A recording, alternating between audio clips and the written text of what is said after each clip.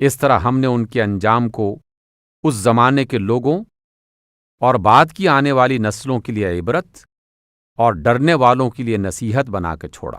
اور جب موسیٰ نے اپنی قوم سے کہا کہ اللہ تمہیں ایک گائے ذبح کرنے کا حکم دیتا ہے، کہنے لگے کیا تم ہم سے مذاق کرتے ہو؟ موسیٰ نے کہا میں اس سے اللہ کی پناہ مانگتا ہوں کہ جاہلوں کی سی بات کروں۔ بولے اچھا، اپنے رب سے درخواست کرو کہ وہ ہمیں اس گائے کی کچھ تفصیل بتائے۔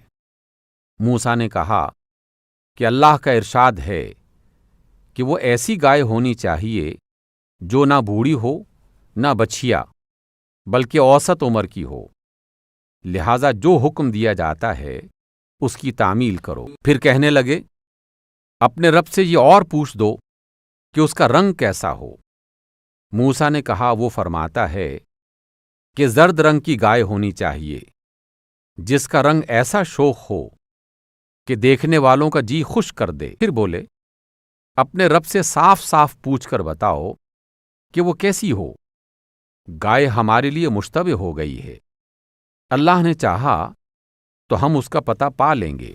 موسیٰ نے جواب دیا اللہ کہتا ہے کہ وہ ایسی گائے ہو جس سے خدمت نہیں لی جاتی، نہ زمین جوتتی ہے نہ پانی کھینچتی ہے، صحیح سالم اور بے داغ ہو۔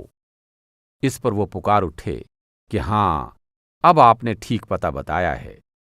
پھر انہوں نے اسے ذبح کیا، ورنہ وہ ایسے کرنے والے نہیں تھے۔ اور تمہیں یاد ہے جب تم نے ایک شخص کی جان لی تھی، پھر اس کے بارے میں جھگڑنے اور ایک دوسرے پر قتل کا الزام تھوپنے لگے تھے، اور اللہ نے فیصلہ کر لیا تھا کہ جو کچھ تم چھپا رہے تھے اسے کھول کر رکھ دے۔ اس وقت ہم نے حکم دیا کہ مقتول کی لاش کو اس کے ایک حصے سے مارو یعنی لگاؤ۔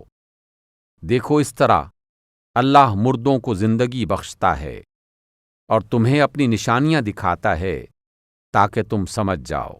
پھر تمہارے دل سخت ہو گئے، پتھروں کی طرح سخت، بلکہ سختی میں کچھ ان سے بھی زیادہ، کیونکہ پتھروں میں سے تو کوئی ایسا بھی ہوتا ہے جس میں سے نہریں بہہ نکلتی ہیں، کوئی پھٹتا ہے اور اس میں سے پانی نکل آتا ہے، اور کوئی اللہ کے خوف سے لرز کر گر بھی پڑتا ہے۔